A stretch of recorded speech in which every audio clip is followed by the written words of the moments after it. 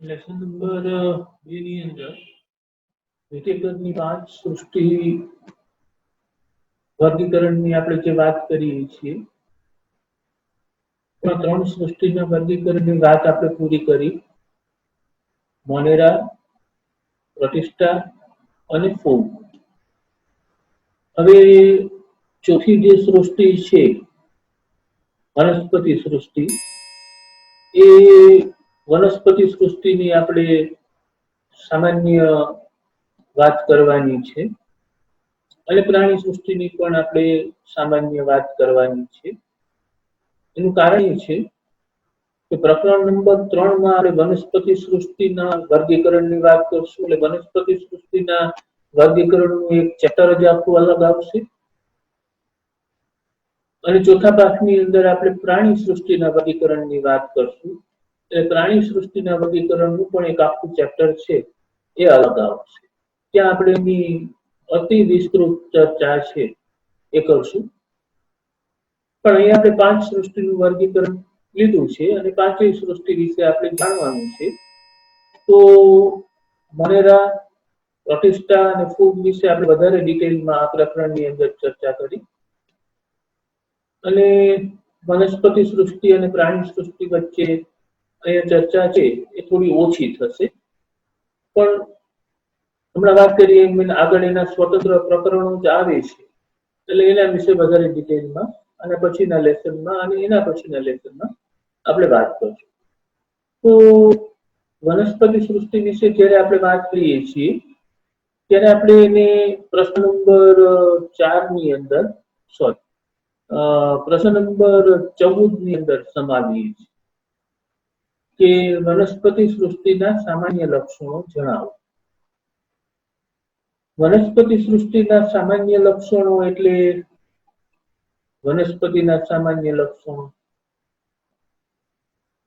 તો તમામ વનસ્પતિ છે એ સુવિકસિત કોષ કેન્દ્ર ધરાવતી હોય એટલે કે સુકોષ કેન્દ્રીય હોય અને હરિત દ્રવ્ય જેને આપણે ઇંગ્લિશમાં ક્લોરોફિલ કહીએ એ ક્લોરોફિલ ધરાવતી હોય. એટલે બધા તમામ સુકોષ કેન્દ્રીય અને હરિત દ્રવ્ય ધરાવતા જે સજીવો છે એને વનસ્પતિ તરીકે ઓળખવામાં આવે. વનસ્પતિ છે એ કીટભક્ષી પણ હોઈ શકે. તમને જાણીને આશ્ચર્ય થશે કે વનસ્પતિ છે એ કીટકોનું ભક્ષણ કરે. કીટક એટલે જીવડા, જેને સામાન્ય ભાષામાં આપણે જીવડા કહીએ. એ જીવડાને ખાય, વનસ્પતિ ખાય તો એને કીટભક્ષી વનસ્પતિ કહેવાય. એક્ઝવર છે, વિનસ છે, મક્ષીપાસ છે, આ બધી કીટભક્ષી વનસ્પતિના ઉદાહરણ છે કે જે કીટકોનો ખોરાક તરીકે ઉપયોગ કરી અને એમાંથી પોષણ મળે. તો કેટલીક વનસ્પતિ પરોપજીવી છે.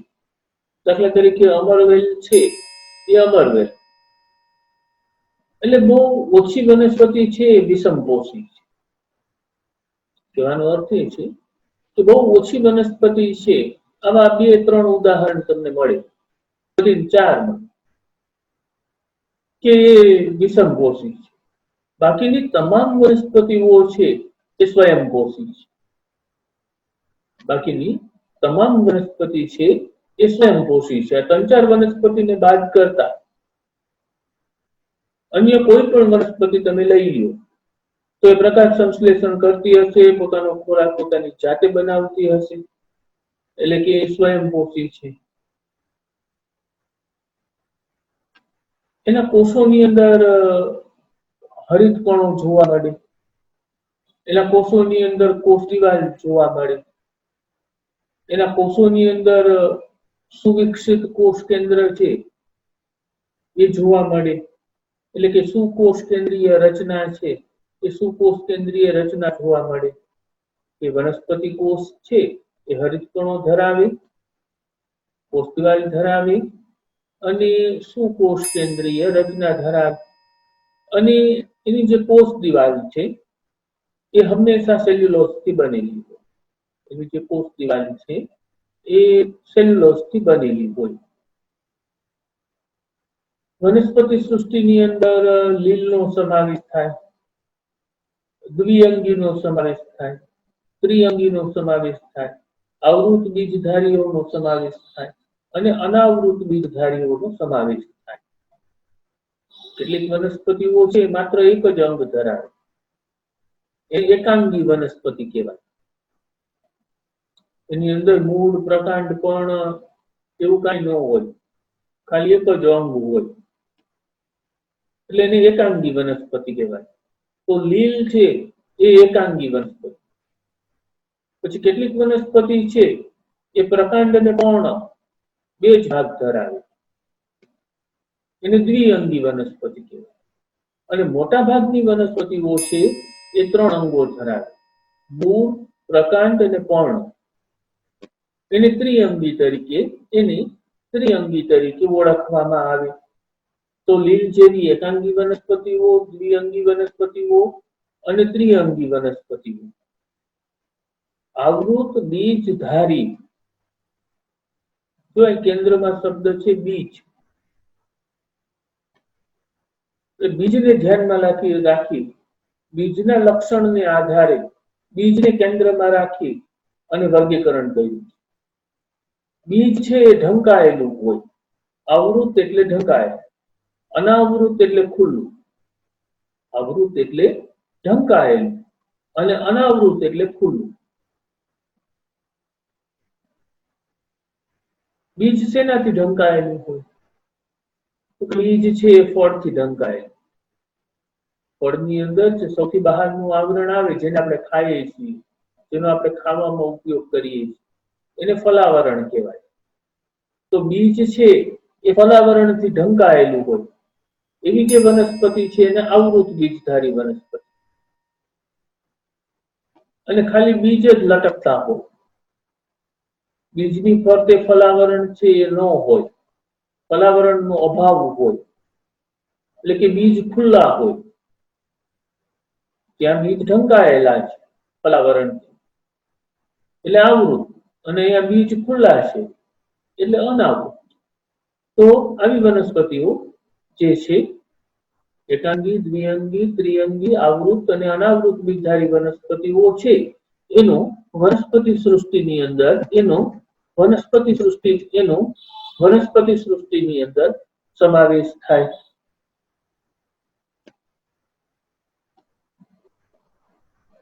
ઉચ્ચ કક્ષાના પ્રાણીઓ આપણે લઈએ ને, નીચલી કક્ષાના બહુ થોડા પ્રાણીઓને આપણે બાદ કરી દઈએ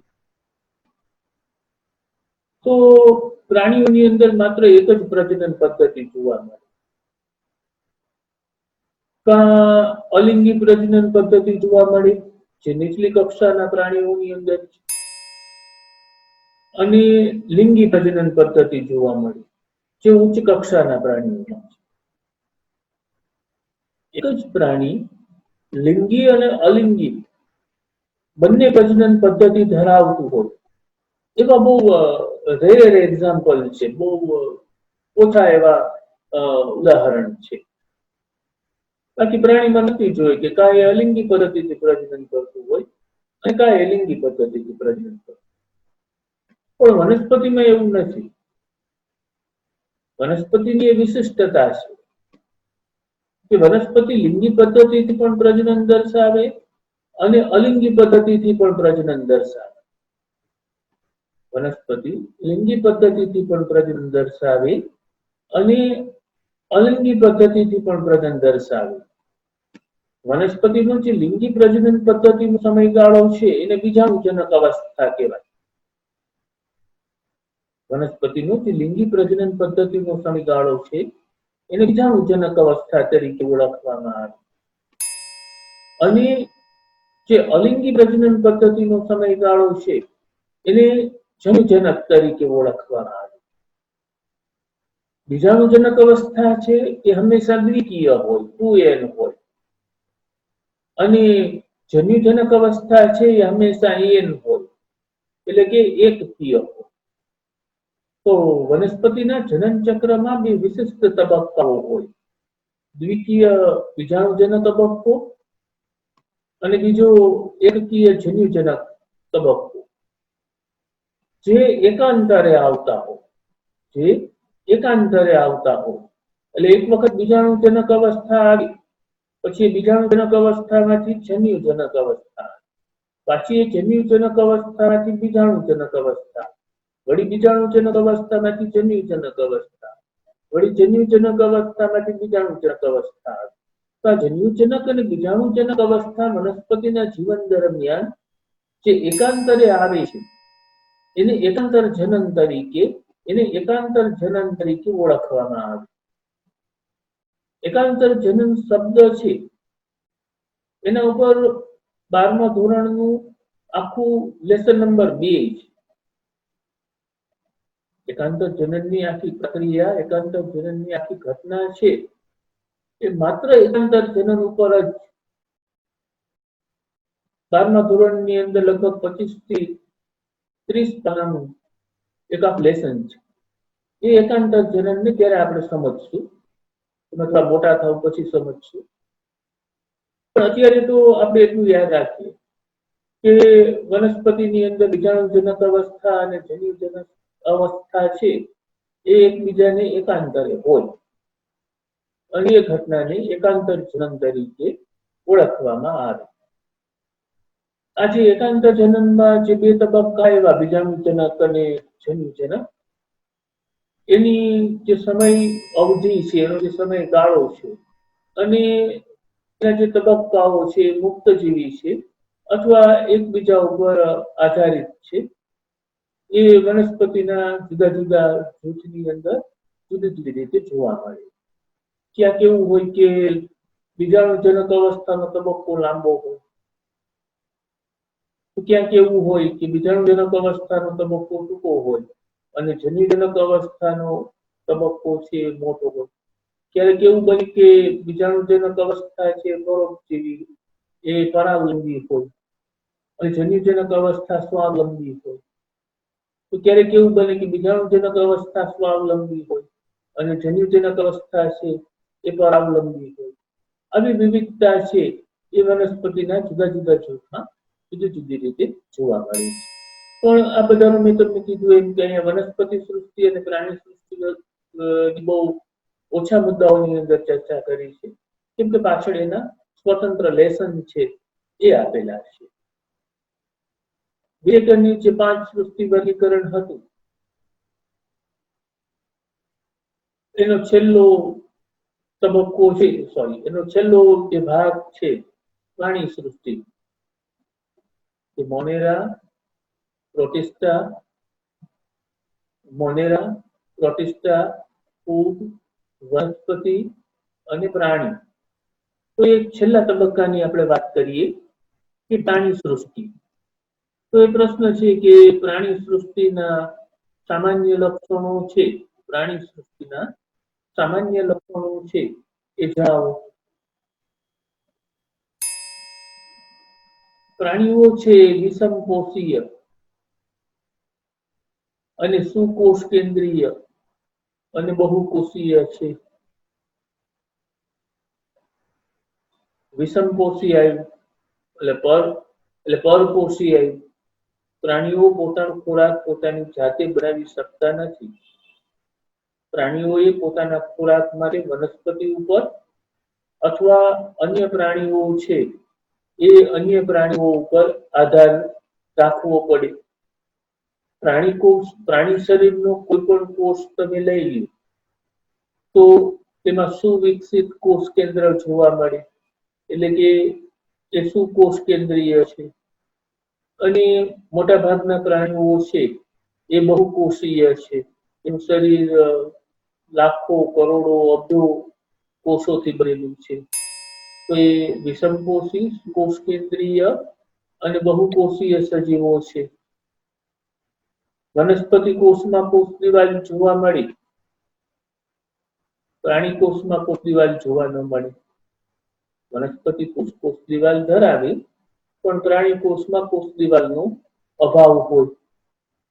એ પોતાના ખોરાક માટે સીધી રીતે કે આડકતરી રીતે, પ્રત્યક્ષ કે પરોક્ષ રીતે વનસ્પતિ ઉપર જ આધાર રાખે. સીધી કે આડકતરી રીતે એ વનસ્પતિ ઉપર આધાર રાખે છે અને એ પોતે જે ખોરાક લે છે એ ખોરાકનું પાચન કરવા માટે થઈ અને એની અંદર પાચન તંત્ર રહેલું હોય છે તે અનુમાર્ગ છે એ અનુમાર્ગ જોવા મળે. એ પ્રાણી સંપોષણ દર્શાવે. એ પ્રાણી સંપોષણ દર્શાવે. સમ એટલે એના જેવું, પ્રાણીના જેવું પોષણ દર્શાવે. એટલે કે પોતાનો ખોરાક પોતાની જાતે ન બનાવી શકે, એના ખોરાક ઉપર પ્રાણીઓની જેમ બીજા ઉપર આધારિત રહેવું પડે. હવે જેટલો ખોરાક આપણે લઈએ છીએ એ બધા જ ખોરાકનો કઈ ઉપયોગ નથી થતો. એ બધો જ ખોરાક છે એટલું આપણે કામ નથી કરતા કે બધો જ ખોરાક છે એ વપરાઈ જાય, એનું ઓક્સિડેશન થઈ જાય અને એમાંથી શક્તિ છે એ શક્તિ આપણને પ્રાપ્ત થાય. એટલે આપણે જે ખોરાક લઈએ એનું પાચન થાય અને પછી જે ખોરાક છે એમાંથી થોડો ખોરાક વધે. આ જે વધારાનો ખોરાક છે એ વધારાના ખોરાકનો સંગ્રહ છે એ ગ્લાયકોજન અને ચરબી સ્વરૂપે આપણા શરીરની અંદર થાય. વનસ્પતિની અંદર વધારાના ખોરાકનો સંગ્રહ સ્ટાર્ચ સ્વરૂપે થાય અને પ્રાણીઓની અંદર વધારાના ખોરાકનો સંગ્રહ છે એ ગ્લાયકોજન અને ચરબી સ્વરૂપે, ગ્લાયકોજન અને ચરબી સ્વરૂપે થાય. એટલે કે સંચિત ખોરાક ગ્લાયકોજન અને ચરબી તરીકે રહેલો હોય. સંચિત એટલે સંગ્રહિત, સંચય કરવું એટલે સંગ્રહ. તો સંચિત ખોરાક એટલે કે સંગ્રહિત ખોરાક છે એ ગ્લાયકોજન અને ચરબી સ્વરૂપે શરીરના જુદા જુદા ભાગની અંદર એ સંગ્રહિત થાય, એકઠો થાય. એ ચોક્કસ વૃદ્ધિ, ચોક્કસ આકાર અને ચોક્કસ કદ સાથે પુખ્ત તરીકે વિકાસ પામે છે. જ્યારે જન્મ થાય ત્યારે બાળક નાનું હોય, એની આંગળીઓ નાની નાની હોય, એના કાન નાના નાના હોય, એની આંખ, એનું નાક, એના હોઠ એ બધા બહુ નાના નાના હોય. પણ પછી સર્વાંગી વૃદ્ધિ થાય. પછી સર્વાંગી વૃદ્ધિ થાય, બધા જ અંગોની, સર્વ અંગોની, બધા જ અંગોની એની સાથે વૃદ્ધિ થાય. એ શિશુ અવસ્થા છે એમાંથી એ બાળ અવસ્થાની અંદર આવે, થોડીક વૃદ્ધિ થાય, પાછી થોડીક વૃદ્ધિ થાય એટલે કિશોર અવસ્થાની અંદર આવે, ફરી પાછી થોડી વૃદ્ધિ થાય એટલે યુવા અવસ્થાની અંદર આવે. એ યુવા અવસ્થાની અંદર આવે એટલે એને પુખ્ત તરીકે ઓળખવામાં આવે. એ યુવા અવસ્થાની અંદર આવે એટલે એને પુખ્ત તરીકે ઓળખવામાં આવે. તો આ એને પુખ્તતા છે એ ક્યારે મળે, કઈ રીતે મળે? તો કે ચોક્કસ વૃદ્ધિ દ્વારા, ચોક્કસ આકાર દ્વારા અને ચોક્કસ કદ દ્વારા. આપણને ખ્યાલ છે કે કદ, આકાર અને વજનમાં થતો વધારો એટલે વૃદ્ધિ. કદ, આકાર અને વજનમાં થતો વધારો એટલે વૃદ્ધિ. તો ચોક્કસ વૃદ્ધિ, ચોક્કસ આકાર અને ચોક્કસ કદ સાથે એ પુખ્ત તરીકે વિકાસ પામી અને એ ઉપયોગ મુજબ વિકસિત સંવેદનાત્મક અંગો અને ચેતાચાલક ક્રિયાવિધિ દર્શાવે અને પ્રચલન કરવા માટે એ સક્ષમ છે. પ્રચલન એટલે હલનચલન, સ્થળાંતર. આપણે બેઠા બેઠા પગ હલાવતા હોય તો એને પ્રચલન ન કહેવાય, પણ આપણે એવું હલનચલન કરીએ કે આપણું સ્થાન બદલે. એક સ્થાનેથી આપણે હલનચલન કરીએ અને બીજા સ્થાને પહોંચીએ તો એને પ્રચલન કહેવાય. તો બધા જ પ્રાણીઓ છે એ પ્રચલન દર્શાવે. વનસ્પતિઓ પ્રચલન નથી દર્શાવતી. આપણા ઘર પાસે હોય તો એ આજીવન આપણા ઘર પાસે જ રહે, બાજુના ઘરવાળાને ત્યાં ન હોય, કારણ કે એની અંદર પ્રચલનનો ગુણધર્મ નથી. પણ પ્રાણીઓ પ્રચલનનો ગુણધર્મ દર્શાવે. એક સ્થળેથી બીજા સ્થળે જઈ શકે, સ્થળાંતરિત થઈ શકે છે. પ્રાણીઓની અંદર સંવેદનાત્મક અંગો રહેલા છે. પ્રાણીઓ સંવેદનાને ગ્રહણ કરી શકે છે. આપણે આંખ દ્વારા આપણને દ્રષ્ટિની સંવેદના મળે છે, કાન દ્વારા આપણને શ્રવણ એટલે સાંભળવાની સંવેદના મળે છે, જીભ દ્વારા આપણને સ્વાદની સંવેદના મળે છે, ત્વચા દ્વારા આપણને ઠંડી, ગરમી કે વરસાદ છે એની સંવેદના આપણને મળે છે. તો પ્રાણીઓ છે સંવેદનાત્મક અંગો ધરાવે છે, જ્યારે વનસ્પતિઓની અંદર એવું નથી. વનસ્પતિની અંદર વનસ્પતિ જોઈ શકે એવું નથી, વનસ્પતિ સાંભળી શકે એવું નથી, વનસ્પતિ બોલી શકે એવું નથી, વનસ્પતિ ટેસ્ટ લઈ શકે, સ્વાદને પારખી શકે એવું નથી. તો વનસ્પતિની અંદર આવા સંવેદનાત્મક અંગો છે એ નથી, ત્યારે પ્રાણીઓની અંદર આવા સંવેદનાત્મક અંગો છે. પ્રાણીઓની અંદર એક સરસ વિશિષ્ટ પ્રકારનું તંત્ર છે, જેને ચેતાતંત્ર તરીકે ઓળખવામાં આવે. એટલે પ્રાણીઓ છે એ ચેતાચાલક ક્રિયાવિધિ દર્શાવે.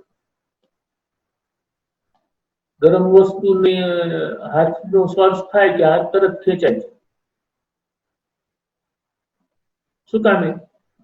તો એ ચેતાતંત્રને કારણે.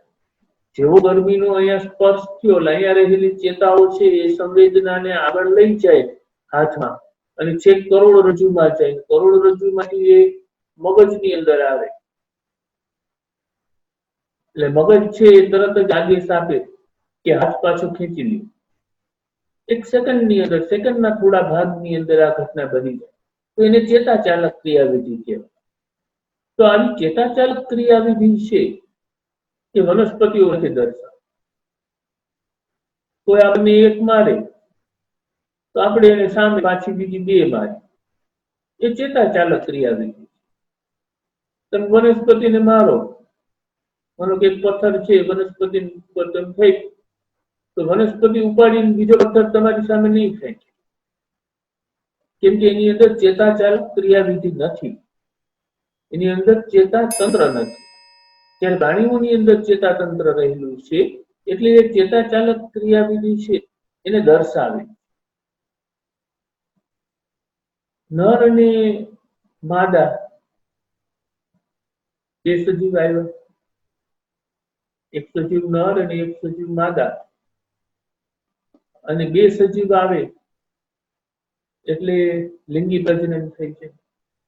તો લિંગી પ્રજનન દર્શાવે, નર અને માદા લિંગી પ્રજનન દર્શાવે અને ભ્રૂણના વિકાસને અનુસરે છે.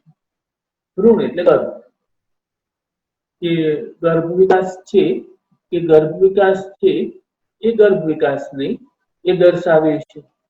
પ્રજનનની ક્રિયા થાય એને પરિણામે નર અને માદા વચ્ચે પ્રજનનની ક્રિયા થાય તો એને પરિણામે હંમેશા ફલિતાંડનું નિર્માણ થાય.